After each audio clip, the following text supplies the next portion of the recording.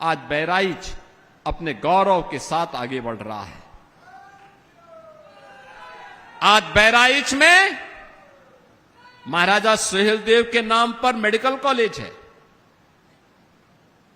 महर्षि बालार्क के नाम पर हॉस्पिटल का नाम है।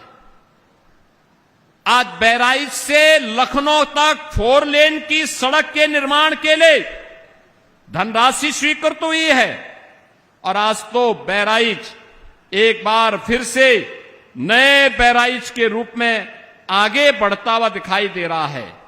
102 किलोमीटर की बाराबंकी बहराइच एक्सेस कंट्रोल 4 लेन कॉरिडोर के निर्माण के लिए यानी सड़क निर्माण के लिए 7,000 करोड़ रुपए मोदी जी ने स्वीकृत किए हैं। 7,000 करोड़। बहनों और भाइयों, इसके साथ ही 115 करोड़ रुपए की घाघरा सरयू पर बाढ़ बचाव की 22 परियोजनाओं को हम लोगों ने यहां के लिए स्वीकृत किया है।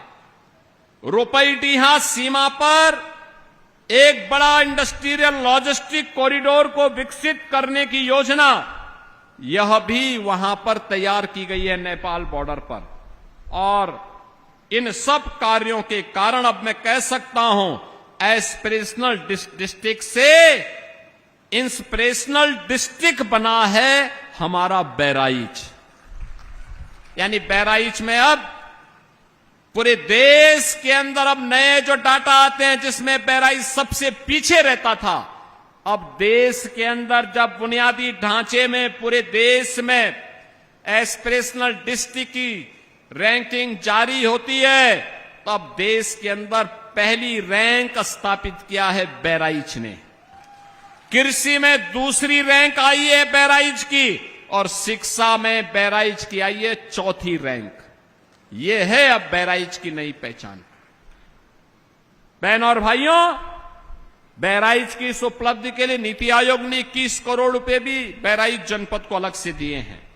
अब तो बहराइच से खलीलाबाद के बीच में रेलवे लाइन के निर्माण के लिए भी भूमि अधिग्रहण का काम चल रहा है और गोरखपुर से शामली तक एक इकोनॉमिक कॉरिडोर बनने जा रहा है।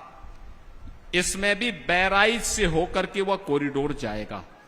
यानी ये जितना इंफ्रास्ट्रक्चर विकसित हो रहा है, आने वाले समय में बहराइच उद्योग और निवेश के एक नए केंद्र के रूप में विकसित होगा। और निवेश का मतलब नौजवानों के लिए रोजगार, नौजवान के लिए नौकरी, महिलाओं के स्वावलंबन के कार्यक्रम और इन सभी कार्यक्रमों को आगे बढ़ाते हुए इस दौरान 12 कस्तूरबा बालिका विद्यालय को अपग्रेड किया गया है, 12वीं तक किया गया है। 32 राजकीय नवीन हाई स्कूल और राजकीय इंटर कॉलेज, 2 राजकीय बालिका इंटर कॉलेज का निर्माण का कार्य और उनके उन्नयन का कार्य किया गया है। 2 मुख्यमंत्री कंपोजिट विद्यालय का निर्माण की परियोजना यहां चल रही है। और इसके साथ ही जो मैंने बताया था, दलित, वंचित, पिछड़ी जाति के 500 ऐसे लोग जो भरतापुर में विस्थापित हो चुके थे, उन सब के पुनर्वास के लिए भी उनकी एक नई कॉलोनी भरतापुर में बन रही है।